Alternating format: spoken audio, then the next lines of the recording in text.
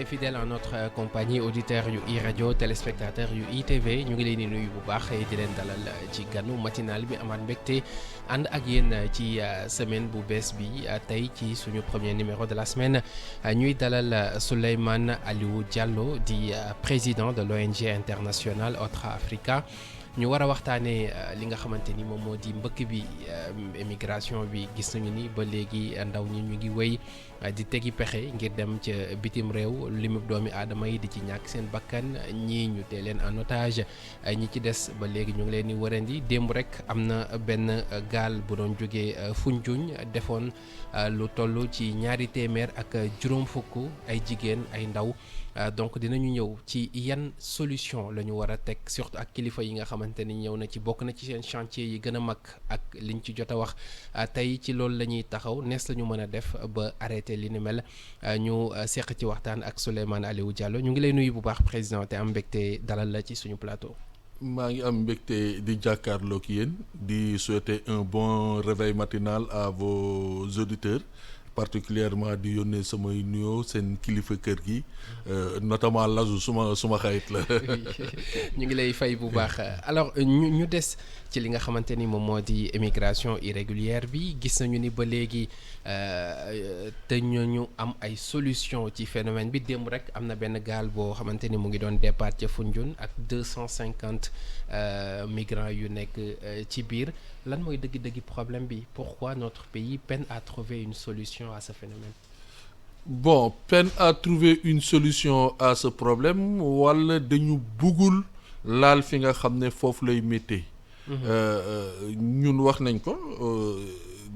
yaakaar naan seen plateau bi invité nañ ma fi si ay jamono ma ne leen gaal yi dañu génn puisque xale yi amatuñu espoiru jël yoon bu baax bi parce que dañ leen ko tëjal. su ñu amee problème mu déposer visa ci ambassade yi parce que ambassade yi boo leen waxee ñu ne leen pour des problèmes de souveraineté seen système de prise de rendez-vous par exemple dañ ko hacké. Au même moment am ay demandeurs de visa yoo xam ne seen dossier dañ ko fa téye pendant 3 mois ñuy bëgg a demander autorisation pour manifester seen naqar préfecture wala autorités yi di leen téye donc ñële di waxu problème souveraineté nationale yow ngay ñëw di am problème sécurité publique te si diggante ñaar yooyu l'autorité n'a pas pu prendre sa responsabilité convoquer ambassade yooyu convoquer consulat yooyu pour ñu trouver une solution par rapport ak prise de rendez-vous d'abord pour déposer visa. Déjà déposer visa rek problème la waxatuma la am visa donc mu am désespoir u dem mu am restriction wu dem boo xoolee Nicaragua bi si xale yi commencé dem jël yoonu Nicaragua bi lu ñu njëkk a def mooy couper jaay billet yi donc à chaque fois bu ñu amee alternative pour wut yoon bu baax am na lenn lu koy gàllankoor te ñi yore état amuñu wala wonewuñu fulla bi mat bu mën a saafara loolu. lan ngay tuddee fulla bu mat. fulla bu mat mooy ni que dem wax nañ ko waxat ko dem damay dem faju damay dem bànneex damay dem liggéey damay dem jàngi damay dem ndaxte dama bëgg a dem droit bu naturel la dañ la ko war a yombal dañ la ko war a faciliter gis nga xale yi peut-être li mu am danger biir géej li si ay bakken di rot chaque jour ñu dégg bakken da rot na si gaal réer na gaal salkii na loolu mooy problème mu migration bu dul loolu migration lu war a jaar yoon la boo xoolee tey migration facteurs yi mu am mooy ni que gaal këpp na am na si ay ñu dee et léeg-léeg sax am na soo ñuy naqaru ba di ne sax léeg-léeg sunu njiit yi dañuy tànkamlu man de j'ai été sidéré barki démb bi ñu découvrir si République dominicaine ay cadavre ay squelette yoo xam ne dañu am identité sénégalais et je le dis à la radio au même moment waa Baos ñu ngi nekk à Saly Portugal di def benn séminaire ils n'ont même pas communiqué sur cette situation loolu lu may naqarlu la du warul parce que Baos direction des Sénégalais de l'extérieur ñoo yore dossier boobu waroon nañu am beneen attitude au moment T bi affaire boobu amee ni ñuy waxee ak askan bi. dafa mel ni dañu dem ba banaliser li nga xamante ni moom moo di limu doomu aadama yuy ñàkk seen bakkan moo xam ci géej gi moo xam ci yeneen yoon yi ñuy jaar pour tukki. loolu mooy li nekk loolu mooy la réalité factuelle des choses scientifiquement loolu la ñu mën a démontrer parce que nag du ñun du suñu ay doom rek ñooy tukki. tey adduna yi boo demee si aéroport yu gën a ngande li bu passager lañ lay ay millions et des millions de passagers ce qui veut dire que am na mobilité bu am dans le monde pourquoi ñun ñuy war a mën a tënk suñu ay xale ba ñuy dugg ci situation irrégularité ba dëkk yi ñuy dem sax léegi ñu leen di repousser barki démb lañ may wax benn anecdote benn xale bu jigéen boo xam ne dafa doon liggéey fii Sénégal bëgg a dem ba dem bi xat ci moom mu jël yoonu Serbie ñu jaay ko un faux visa mu dem ba aéroport Serbie ñu refoulé ko bi muy dem sax bi muy jóge Sénégal démissionné na liggéeyam jaay na ay bagages am génne na ci appartement am mu dem ba aux frontières serbes ñu refoulé ko elle est revenue encore à zéro elle doit reprendre encore li mu tabaxoon yëpp loolu yëpp ndax lan parce que ñi ko war a accompagner ba ñu koy mën a jaay visa service yi nga xam ne ñoo ko war a mën a jox les informations fiables vraies accompagner ko à sa migration ont failli à leur mission il faut qu'on accompagne nos jeunes il faut qu'on ramène l'espoir xamal xale yi mën nañu génn ci génn bu lew accompagner leen ñu génn te pexe yi am na fi on le redit encore nous avons des solutions par rapport à la migration irrégulière il suffit qu'on se concerte et qu'on discute entre nous war nañu mën a tënk war nañu mën a préparer xale yi war a dem dans le cadre de la formation exemple ki mu lay wax noonu mu war a dem ba Serbie xamul sax nu ñuy voyager il n'est pas préparé à voyager alors que tey la tendance la plus forte au Sénégal c'est de voyager et ça n'affecte rien par rapport à la démographie par rapport à l'économie par rapport au développement gis nga li ñuy ne toog leen ñu tabax dëkk bi ñi nekk bitim réew ñooy gën a contribuer par rapport ak tabax dëkk bi loolu effet la c'est pas parce que dama nekk bitim réew que du ma participer ci construction wu dëkk bi loolu faux débat la débat politique la nañu bàyyi loolu ci li ñu mën a xayma rek ay dizaines de milliards la ñuy contribuer par an fii ci Sénégal 1800 milliards la ñu contribuer ci produit national brut loolu étranger la jóge ay doomu Sénégal yu nekk bitim réew au même moment nga bëgg a tënk say doom ñu dem neew ñu ñëpp dañu war a dem ñëpp mënuñu dem ñenn ñi suñu demee ñenn ñi ñu ngi ñëw te kuy ñëw da ngay àndaale dara il faudrait que ñu structurer accompagner migration bi je l'ai dit ñun def nañu ay recherche def nañu ay études def nañu ay planification suñu waxtaanee ak autorité on peut accompagner 30 000 jeunes sénégalais par an dans divers secteurs waxtaan la laajte. tey ci piste de solution yooyu noonu la ñuy taxaw gis nañ ñu gouvernement yi fi succédé wu de Wade en passant par Macky Sall ba tey ñii ñu ngi soog a ñëw mais phénomène baa ngi continuer di dem lan moo tax régime yu fi jot a jaar yépp mënuñu am solution et yan mooy piste yu ñu mën a jaar ngir arrêter phénomène bi. Première piste bi mooy il faut que ñu restaurer l'espoir la confiance par rapport ak jeunes et pour restaurer cette confiance et cet espoir il faut que ñu changer le discours. Toi tu peux pas dire aux jeunes bu leen dem kaay la ñu tabax réew bi au même moment sa doom mu ngi Canada sa doom mu ngi États-Unis sa doom mu ngi France sa doom mu ngi Belgique wala say mbokk ñu ngi dem wala yow amoo restriction wu dem passeport diplomatique nga yore mën nga génn sa bopp bu la méttee sa da ngay dem faju au même moment nga bëgg a xale boobu nga koy ne du dem donc le discours d'abord il faut qu'on change radicalement le discours qu'on ramène l'espoir à travers un discours vrai le discours doit être vrai le discours doit être social tey biir Sénégal sur 10 familles les 9 familles am nañu doom direct au premier rang bu nekk bitim réew nga bëgg ñeneen ñi bu ñu dem ak beneen ki changer maintenant la mentalité par rapport ak dem accompagner ñi war a dem ba pare éradiquer c'est-à-dire la politique migratoire bi ñu Occident et particulièrement l'Union européenne et Schengen bi mu ñu dicté imposer ñu ko il faut que ñu changer ko et loolu nag du yow du man loolu suñu gouvernement yi suñu état yi et particulièrement ñi toog ñoo war a mën a changer waat à travers des négociations sincères et engagées avec l'Union européenne sur cette question de mobilité c'est une question de mobilité ce n'est pas seulement une question de visa ñoom ni ñuy ñëw ñun noonu la ñu war a demee ñu teggi chantage bi ñuy def xaalis bi ñu fiy indi du problème mu xaalis doo dégg xale bu jigéen bu démissionné postam jaay ay bien om pour dem kooku dafa ñàkk xaalis beneen vision la am ci migration et ñun Occident Europe xaalis bi ñuy jël di armée Frontex di matérialiser militairement di indi di financer ay ñun dañu soxla xaalisu Union européenne pour financer sunu ay formation wu doom c'est du poudre à l'œil gouvernement bi nañu déglu li ñu leen di wax on peut s'asseoir ñun li ñuy wax moi je décris et je le dis au secrétaire d'État des Sénégalais de l'extérieur Chérif Diop qu'il m'entende ou qu'on le lui faire dire il n'a qu'à changer la politique bi mu fa fekk mais loolu sax mooy question bi gën a mag, est-ce que le Sénégal a réellement une politique migratoire? Effectivement, nous avons travaillé sur une stratégie nationale de lutte contre la migration irrégulière. Wax dëgg yàlla, ce sont des fonctionnaires, des cadres, de hauts fonctionnaires de la police, du ministère de l'Intérieur qui l'ont travaillé. Mais cette stratégie fait face à des problèmes de moyens humains, des moyens financiers et des moyens matériels. Madame si xam dara parce que damay liggéey ak ñoom. Ils travaillent dans des conditions très difficiles te ñoom ñoo war a lutter contre la migration irrégulière. Bon, je salue le nouveau coordinateur du conseil interministériel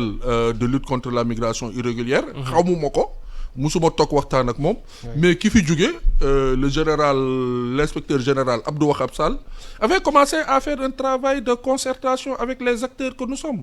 Il faudrait que acteurs yëpp toog pour ñu jéem a xool ensemble ay pistes. Man am naa ay pistes. Mais est-ce que samay pistes rek dina doy? La société civile doit être impliquée dans le conseil interministériel, dans la prise de décision et l'accompagnement, puisque nous faisons de la sensibilisation, nous faisons des recueils de données et d'informations. Ces recueils de données et d'informations dañ ko war a kii. Je donne un exemple. Oui. En Espagne, nous avons une société civile très dynamique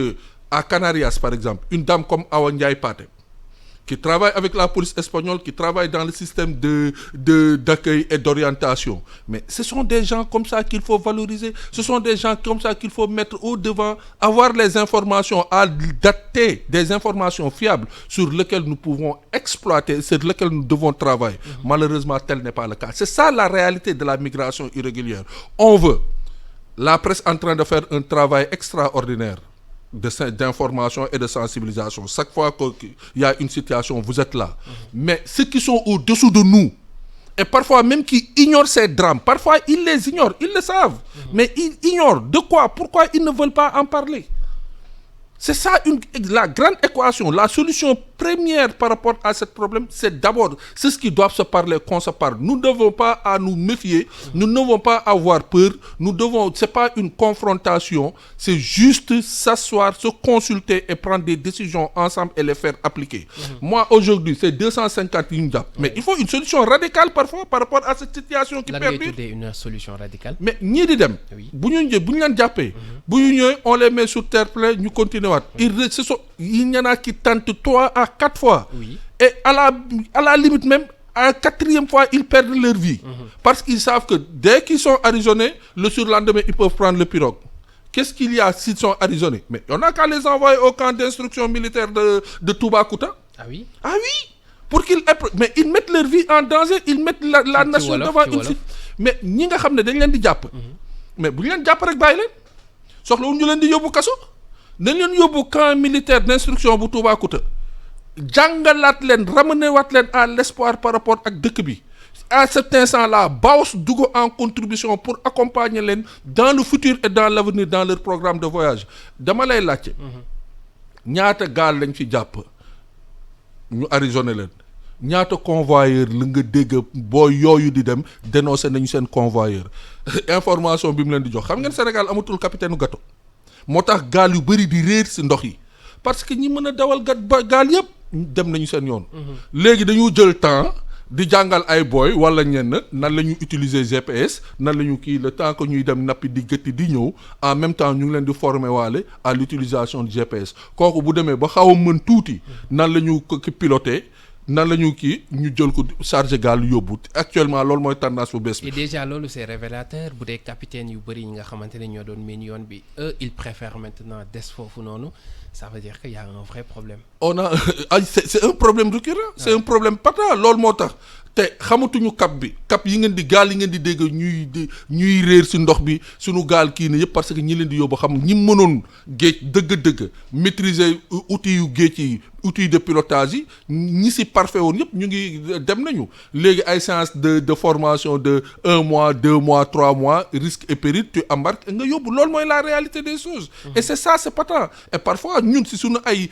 recherche la ñu xamee loolu donc il faudrait que ñu ramener la confiance par rapport gis ngeen xale yi mën nañu di tukki bu jaar yoon avec un contrat social avec le Sénégal dëkk yi ñuy dem dañu soxla main d'œuvre ñun suñu gouvernement xam nañu loolu parce que à chaque fois ñu fëgg seen buntu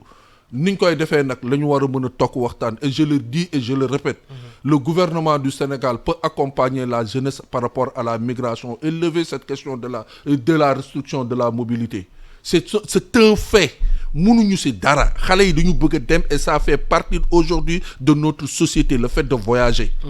ku dem am possibilité ñëw da ngay ñëw donc suñu bëggulee xale yi ñu leen di pousser vers la mer il faut que loolu ñu dakkal ko nag li ci njëkk mooy ñu wax ak les consulats qui sont ici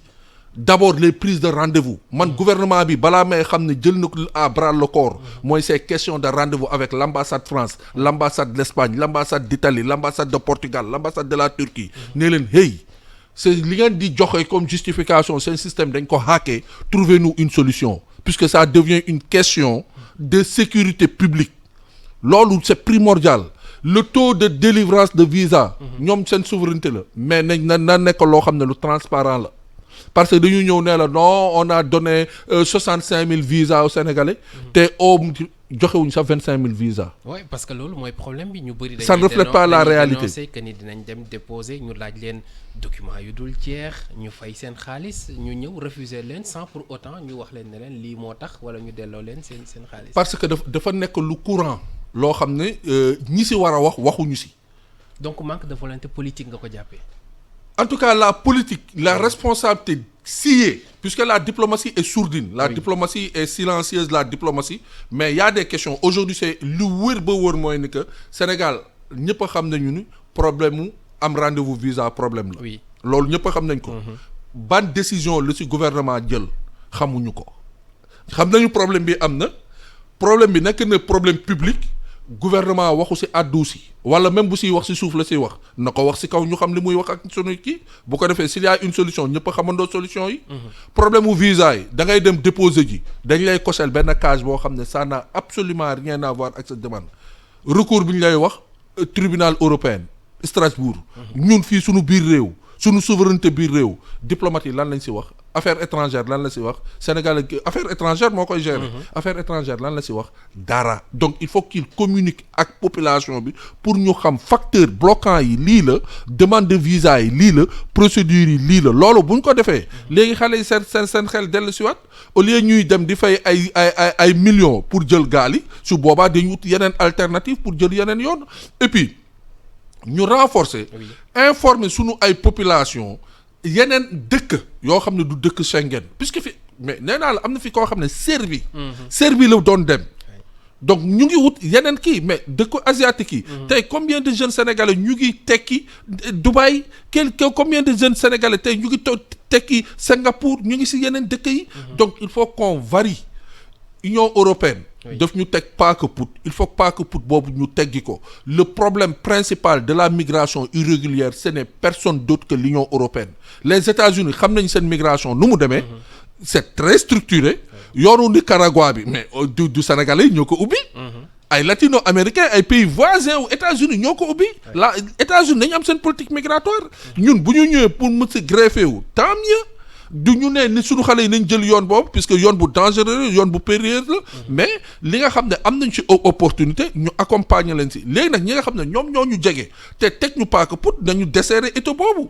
desserrer étau bi nag c'est waxtaan ak ñoom am ful ak fayda waxtaan ak ñoom bu nekkee waxtaan nañu ñoom seen quota 45 000 visas lañ ñu mën a jox par an 45 000 visas yooyu mu nekk loo xam ne lu transparent la du nekk poudre à l'œil loolu mooy dëgg. merci beaucoup Souleymane Aliou Diallo di fàttali ne yaay président de l'ONG internationale Otra Africa ñu doon ñëwaat tey ci immigration irrégulière bi ak jéye yi nga xamante ne mu ngi koy def mais focus